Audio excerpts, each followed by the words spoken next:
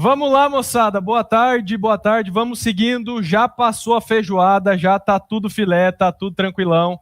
Vamos lá, professor Lucas Fabro e professora Priscila Fernandes. Vamos hoje aqui resolver algumas questões de legislação penal especial. Vamos dividir o nosso material, não é, professora? Vamos dividir, a gente decidiu fazer dessa forma.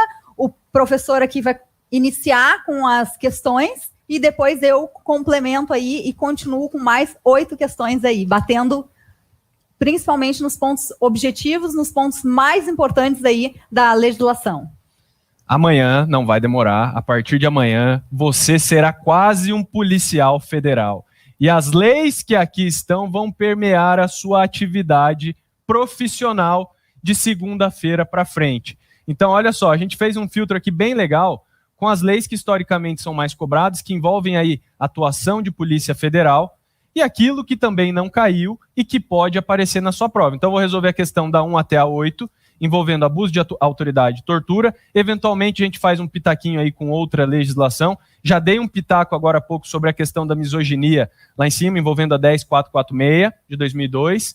E, eventualmente, aí a gente vai colocando aí pitacos na fala do outro. Eu trouxe lei de drogas e crimes ambientais. Lei de drogas e crimes ambientais, importantíssimas também, porque nos últimos concursos tivemos questões desta lei, Exato. Não é mesmo? Então vamos lá, sem muitas delongas, questão número 1, lei de abuso de autoridade. Não constitui crime de abuso de autoridade o decreto fundamentado de condução coercitiva de testemunha ou investigado, desde que previamente tenha havido descumprimento de uma intimação de comparecimento ao juízo. E aí se liga, se você lê emocionado essa questão, você vai derrapar, você vai para o lado errado da curva.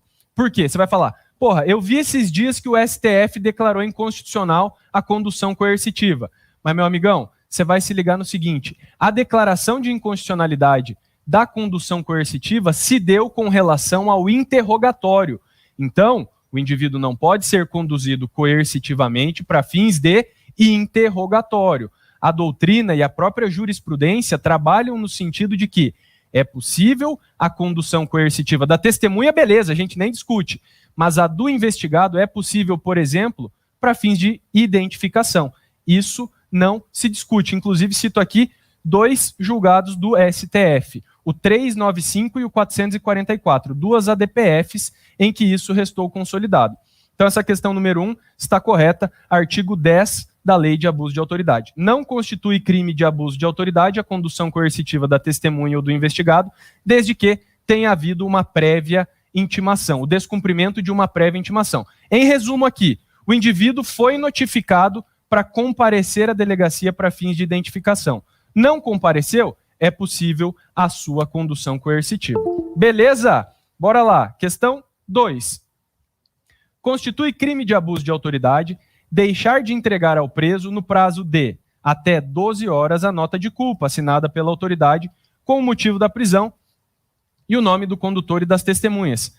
Essa questão aqui, professor, é interessante porque ela mescla lá com o processo penal, né? Penal. Com as disposições lá do 306, que Exato. Tem todo o procedimento da lavratura do flagrante. E das atribuições, né, que a autoridade policial tem. Exato. E até 24 horas. Até 24 horas. É aqui horas. Que está a sacada da questão. Não é até 12 horas o prazo da nota de culpa. Então aqui, se você tem uma boa base de processo, você mata a questão, independentemente de você conhecer todo o teor da lei de abuso de autoridade. Então essa questão 2 está errada, porque ela não está em correspondência com o artigo 12, inciso 3 lá, da nova lei de abuso de autoridade.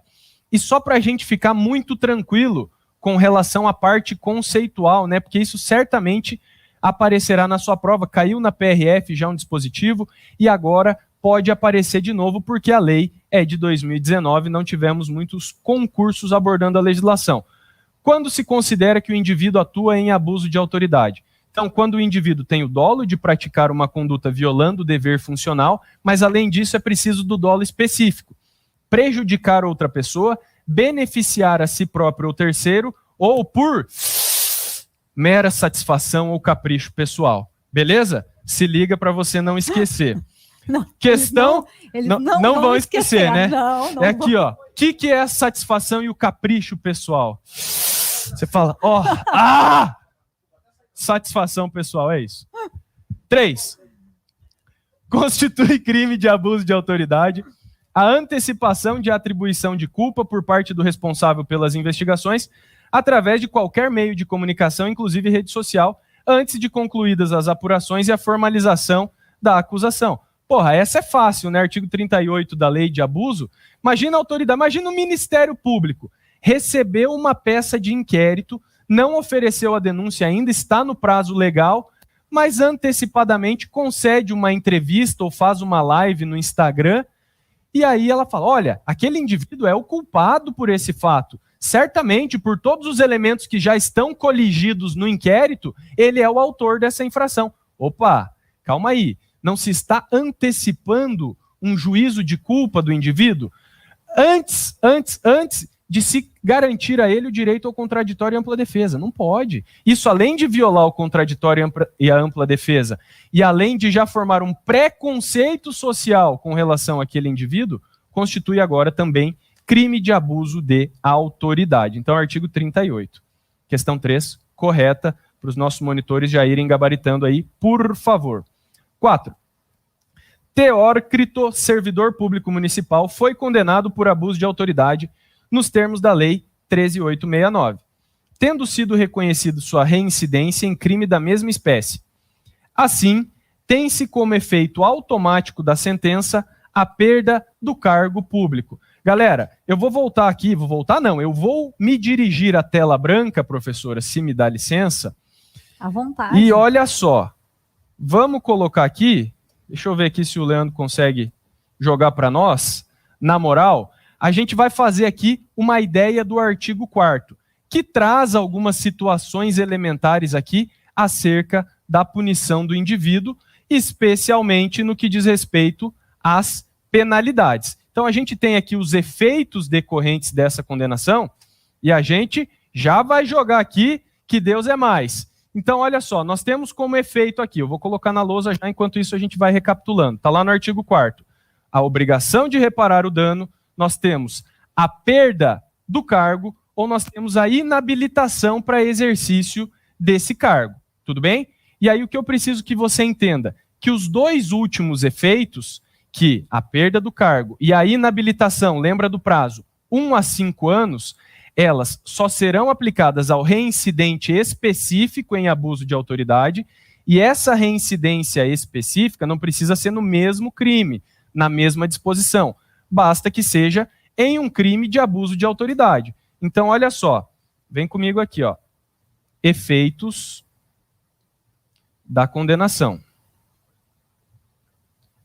Então, nós temos como efeito da condenação por abuso de autoridade, vou colocar aqui, ó, obrigação de reparar o dano, a inabilitação para o exercício do cargo, e você tem a perda do cargo público até então exercido. Então, vamos mudar a cor aqui e colocar que essa inabilitação se dá pelo prazo de 1 a 5 anos. Tá? Esse prazo aqui é de fundamental importância. E aí você vai pegar esse bizu aqui, ó. Essas duas situações, somente aos reincidentes. Legal?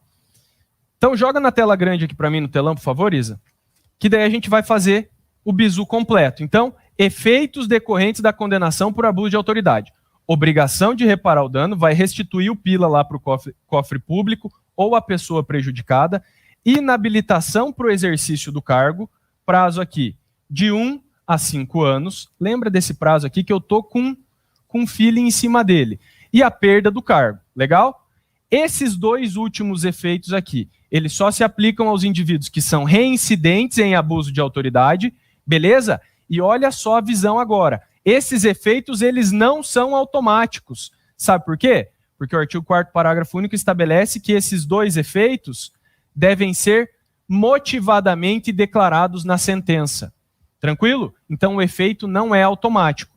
Quer pegar mais um bizu reto aí? Então, joga para mim aqui, meu filho. O que acontece? Lá na lei de tortura, você tem que a condenação pelo crime lá descrito na Lei 9455 de 97, ela tem como efeito automático a perda do cargo e a inabilitação do indivíduo para exercício pelo dobro do prazo da pena privativa de liberdade aplicada.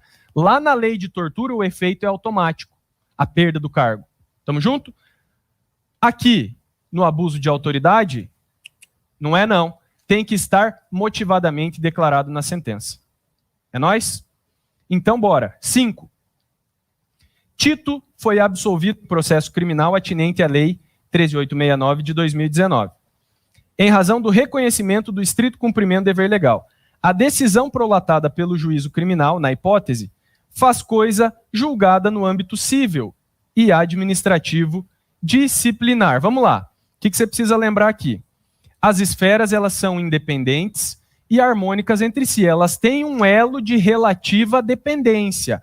Determinadas situações, se reconhecidas numa instância, elas surtem efeitos na outra. Então, os artigos 7º e 8º da Lei de Abuso de Autoridade deixam isso bastante claro. Então, pensa comigo aqui. Se o indivíduo praticou uma conduta, mas ele foi absolvido com base no reconhecimento de uma excludente de ilicitude. Opa, isso repercute nas demais esferas. Então, essa questão 5 aqui está correta. E quer ver outra decisão que também tem repercussão e que é importante para você? É a seguinte: se lá no juízo criminal for reconhecida a negativa de autoria ou a inexistência do fato, isso também repercute nas demais esferas. Porque a gente tem esfera administrativa, criminal e civil. Você imagina, um indivíduo praticou uma determinada conduta que pode representar um crime. Isso pode representar também um direito de indenizar lá na outra esfera. Daí o que vai acontecer? Se lá no juízo criminal o magistrado reconhece, olha, esse fato aqui nunca existiu, ou o indivíduo não é o autor do fato, como é que ele vai indenizar se o fato não existiu? Como é que ele vai indenizar se reconhecidamente ele não é o autor daquele fato? Não tem lógica. Então essas duas decisões, elas repercutem. E eu até falei na aula essa semana, e quero que você lembre, qual é a visão? Geralmente fala-se, mas ser absolvido é o que importa. Teu cu! Nem sempre, tá? Por quê? O motivo da decisão pode representar uma absolvição em outra esfera. Tudo bem? Perdoe-me a palavra de baixo calão, mas é porque às vezes eu fico nervoso. Tá bom? Então nem sempre, tá? Cuidado com o motivo da absolvição. 6. Com fundamento na legislação que define os crimes de tortura e tráfico de pessoas, julgue os itens a seguir. Para que um cidadão seja processado e julgado por crime de tortura, é prescindível, dispensável, que esse crime deixe vestígios de ordem física. Para a tortura, nós sempre temos que ter vestígios de ordem física? Não, não. Para a tortura, num sentido macro, analisando todas as hipóteses, nós temos tortura que nem precisam de violência, como é a tortura do preso, por exemplo. Basta que ao indivíduo seja aplicado um sofrimento mental que tem tortura. Então não precisa ter vestígio físico necessariamente, beleza? Então é prescindível, ou seja, dispensa-se os vestígios de ordem física. A questão está correta, tudo bem? 7, e penúltima questão por mim a ser resolvida.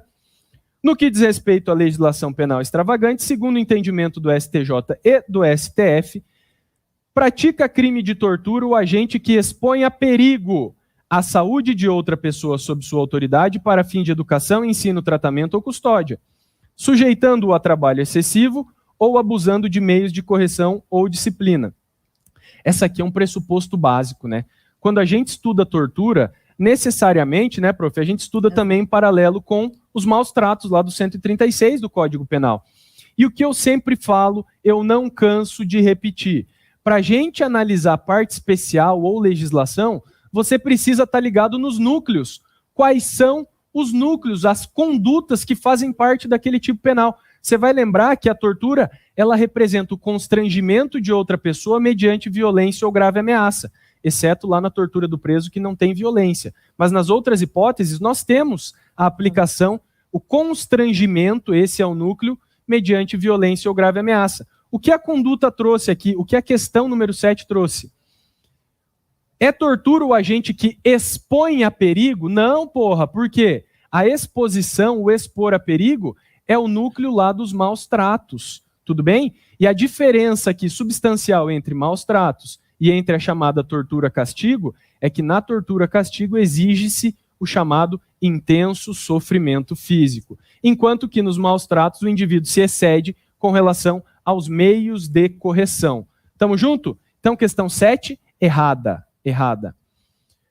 8 e derradeira, da minha parte, naturalmente, marque como certo ou errado. Configura tortura o crime de constranger alguém com emprego de violência ou grave ameaça, causando-lhe sofrimento físico ou mental. Essa questão é aquela, você já está cansado, você já fez sua redação, a prova está maçante, tem um camarada tossindo do seu lado, você quer logo terminar essa prova, você vai lá e marca isso aqui como correta. Mas não! Essa questão 8 está errada, porque lembra que, via de regra, a tortura ela pressupõe a existência de um dolo específico, ou para obrigar o indivíduo a praticar um crime, ou em razão de condição religiosa ou racial, ou simplesmente para submeter uma pessoa a esse sofrimento físico. Tudo bem? Para você obrigar o indivíduo a confessar. Então nós temos essas 3 finalidades no artigo 1º. A tortura confissão, a tortura racial ou religiosa e a tortura crime, para você obrigar outra pessoa a praticar um crime. Então essa questão aqui ela é extremamente carente dos elementos indispensáveis da tortura.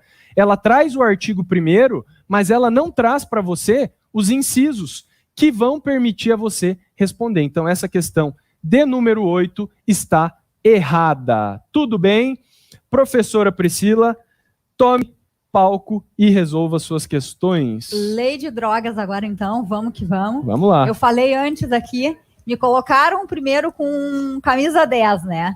Aí agora com você. Camisa aqui, 1, goleiro. Agora você, o mestre aqui. Aí eu digo, meu Deus, se era para ser uma prova de fogo... Nada, que é isso. Isso aí. Se está aqui, está gabaritada, então arrebente. Vamos lá. Questão de número 9. No que se segue, é apresentada uma situação hipotética seguida de uma assertiva a ser julgada com base em disposições da Lei 11.343 de 2006, Lei de Drogas. Durante uma vistoria no estado do Paraná, em passageiros que viajavam de ônibus de Foz do Iguaçu, Paraná, para Florianópolis, Santa Catarina, policiais rodoviários federais encontraram 6 quilos de maconha na mochila de Lucas, que foi preso em flagrante delito. Nessa situação, no cálculo de pena de Lucas, não será considerada a majorante do tráfico interestadual de drogas, pois a transposição da fronteira entre os estados ainda não tinha ocorrido. Essa questão, ela trata do tráfico entre estados. O que ocorre na lei de drogas? A lei de drogas, no artigo 40, ele traz as causas de aumento. Elas aumentam de 1/6 a 2/3 nos crimes referentes aos artigos 33 a 37. Essa questão aqui, ela trata do inciso 5, só que existe uma controvérsia nesse inciso 5. Por quê?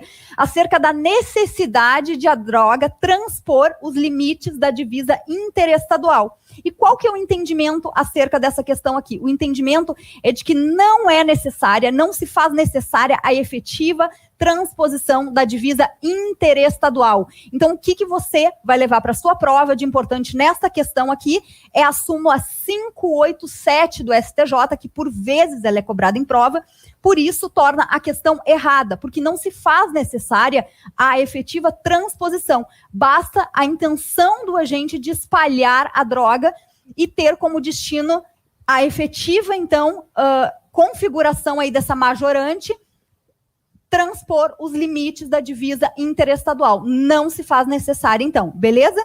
É o que torna a questão errada.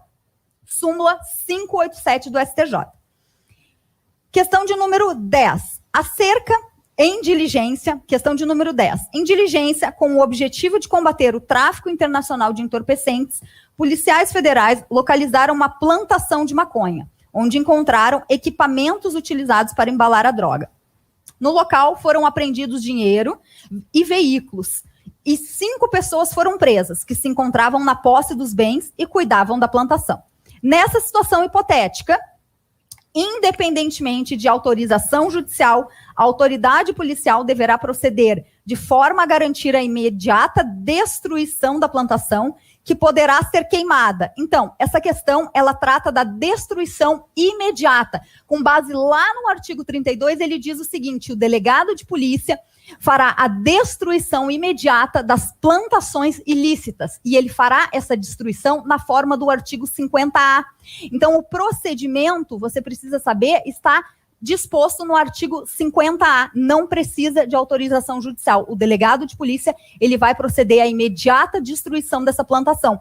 Lembrando que será preservada uma quantidade aí suficiente para exame pericial, para fins de atestar a toxicidade dessa substância. Como assim, Priscila? A fins de aferir essa toxicidade, a materialidade delitiva. Então, essa questão aqui, ela está correta, porque diz o seguinte: poderá ser queimada, devendo preservar apenas a quantidade suficiente da droga para a realização da perícia. Ou seja, a questão de número 10 está certa, independentemente de autorização judicial. Falou em destruição de plantação ilícita, é imediatamente pelo delegado de polícia na forma do 50A. Vem comigo. Questão de número 11. Considerando o disposto na Lei 11.343, de 2006, e o posicionamento jurisprudencial e doutrinário dominantes sobre a matéria regida por essa lei, julgue o item que se segue. Dado o instituto da delação premiada, previsto nessa lei, ao acusado que colaborar voluntariamente com a investigação policial, podem ser concedidos os benefícios da redução de pena, do perdão judicial ou da aplicação de regime penitenciário mais brando. O que ocorre aqui? Essa redução de pena de 1/3 a 2/3. O artigo 41 da Lei de Droga, ele diz: ao indiciado ou acusado que colaborar voluntariamente com a investigação ou o processo para fins de identificar demais coautores ou partícipes e ainda na recuperação, lembrando que essa recuperação é total ou parcial do produto, terá a sua pena reduzida de 1/3 a 2/3. Logo, essa questão ela está errada, porque não, a questão aqui ela fala aqui, ó. Redução da pena, perdão judicial ou da aplicação de regime. É somente a redução da pena, artigo 41 da Lei de Drogas. Próxima questão. No item que se segue, questão de número 12, no item que se segue é apresentada uma situação hipotética seguida de uma assertiva a ser julgada. Em um aeroporto do Rio de Janeiro, enquanto estava na fila para check-in em um voo com destino a um país sul-americano, Fábio, maior e capaz, foi preso em flagrante delito por estar levando consigo 3 quilos de crack. Nessa situação, ainda que não esteja consumada a transposição de fronteiras, Fábio responderá por tráfico internacional, tráfico transnacional de drogas. E a comprovação da destinação internacional da droga levará a um aumento de pena de 1/6 a 2/3. Exatamente o que eu falei na questão anterior, a primeira questão que trata do tráfico entre estados. Essa questão ela versa a transnacionalidade do delito, ou seja, lá no artigo 40, as causas de aumento de pena. Essa questão ela diz respeito ao inciso 1, e o entendimento também é no sentido de que não é necessária a efetiva transposição da fronteira. Logo, Fábio responderá por tráfico transnacional. O que você precisa levar para a sua prova acerca do tráfico transnacional é a súmula 607 do STJ, 607 do STJ. Então, nesse caso aqui, a questão está certa, porque ele responderá sim por tráfico transnacional, beleza? Próxima questão aqui, questão de número 13. Acerca de crimes contra o meio ambiente, julgue o item. Pessoa jurídica que praticar crime contra o meio ambiente por decisão do seu órgão colegiado e no interesse da entidade poderá ser responsabilizada penalmente, embora não fique necessariamente sujeita às mesmas sanções aplicadas às pessoas físicas. É possível, sim, responsabilizar a pessoa jurídica, independentemente da propositura da ação penal contra a pessoa física. Essa questão ela está certa e, por óbvio, né, existem sanções aí aplicáveis às pessoas físicas, como, por exemplo, recolhimento domiciliar, que não é possível responsabilizar a pessoa jurídica. E, por fim, existem sanções que são possíveis responsabilizar, atribuir à pessoa jurídica, como, por exemplo, proibição de contratar com o poder público, que não pode ser aplicada à pessoa física. Então, essa questão aqui, questão de número 13, ela está correta. Vem comigo, próxima questão. No item que se segue, é apresentada uma situação hipotética seguida de uma assertiva a ser julgada com base em disposições da Lei 9.605 de 98. Em operação da Polícia Federal, um cidadão foi flagrado tentando pescar em local interditado por órgão federal. O pescador argumentou que, apesar da tentativa não obter êxito na pesca, nessa situação, mesmo sem o sucesso pretendido, o pescador responderá por crime previsto na lei que tipifica os crimes ambientais. Existe essa previsão, sim, na lei de crimes ambientais, pescar em local interditado. E a questão, ela tenta te induzir ao erro, porque ela diz, tentando pescar. E na própria lei de crimes ambientais, o ato de tentar pescar configura, sim, como pesca. Isso está previsto no artigo 36 da lei de crimes ambientais. Logo, essa questão, ela está certa. Por quê? Porque configura, então, a pesca em local interditado. E o ato de tentar pescar configura pesca. Portanto, a questão de número 14 está correta. Questão de número 15. A Polícia Ambiental apreendeu, na casa de João, 15 espécimes de aves silvestres da fauna brasileira, que estavam em cativeiro. Em seu depoimento, João alegou que caçou os animais e que os venderia na feira livre da cidade, para comprar alimentos para a sua família. Considerando essa situação hipotética, julgue o item a seguir a respeito da responsabilização penal de João. João não poderá ser responsabilizado. A situação caracteriza uma excludente de ilicitude. A lei de crimes ambientais, ela diz, vender animais não caracteriza excludente de ilicitude. Ou seja, essa questão ela está errada, porque somente não vai configurar crime se o abate do animal for em estado de necessidade. Como a questão aqui ela traz que ele pescou, como ela traz que ele ele venderia em feira livre, tá certo? Venderia em feira livre, não configura, então, excludente de ilicitude. Somente se o abate do animal fosse em estado de necessidade para fins de saciar a sua fome e a fome de sua família. Logo, João, a questão está errada porque diz a situação caracteriza. Não, a situação não caracteriza uma excludente de ilicitude. Por fim, aqui, a questão de número 16, também da Lei de Crimes Ambientais, foi constatado que um fazendeiro estava impedindo a regeneração natural de florestas em área de preservação permanente na sua propriedade rural, por pretender manter a área como pasto. Nessa situação hipotética, conforme a legislação pertinente, julgue o item que segue.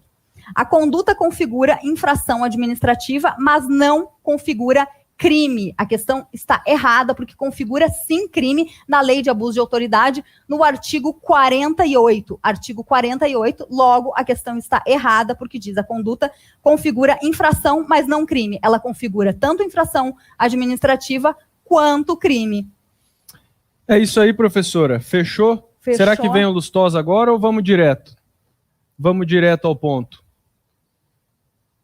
Isa, se quiser abrir aí, passar o nome de quem vem para a pergunta, exato. Se quiser me passar o nome aí, eu já faço a deixa. Tá? Deixa eu ver qual é o nome aqui. Quer me passar aqui, Isa? Tiago Ricker, de Porto Velho. E aí, meu amigo, beleza? Tudo tranquilo? Opa, tudo bom? Seja bem-vindo aí. Beleza, Tiago, seja bem-vindo. Obrigado, agradeço a oportunidade. Boa tarde a todos. Então, a minha pergunta é referente à semente de maconha, porque devido a ela não ter o THC, né, que é o tetrahidrocannabinol, eu queria saber se, mesmo sem esse psicoativo, ela configura crime previsto na lei de drogas. Tá.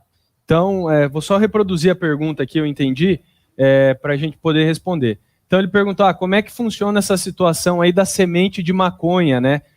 Se haverá a incidência e configuração do crime ou não. Então, olha só, julgado do STF, tá? É fresquinho, isso aqui é questão do último ano, E a semente de maconha, para situação particular Claro. lá, né, prof? É que não configurará crime, tá? Na situação específica, no julgado do STF lá, eram 26 sementes de maconha que foram importadas da Holanda para o Brasil. Então, nessa situação, não se estabeleceu também um parâmetro, né? pra É poder até 50 Exato. sementes, 60 sementes.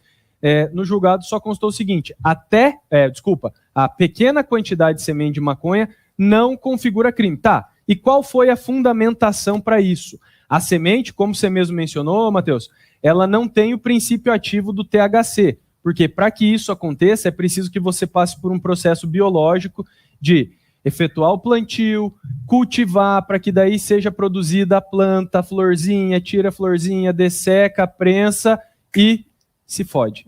Beleza? Mas não é crime não, beleza? Entendi, obrigado aí, tá? O senhor sabe fazer todo esse processo? Não, eu já li sobre. Ah. Porque é importante, né? Faz Até parte porque é um do... recente julgado. Faz parte, É faz uma parte decisão do nosso recente, trampo então. aqui, né? Os médicos, assim, eu tenho um exemplo, até por ter convivido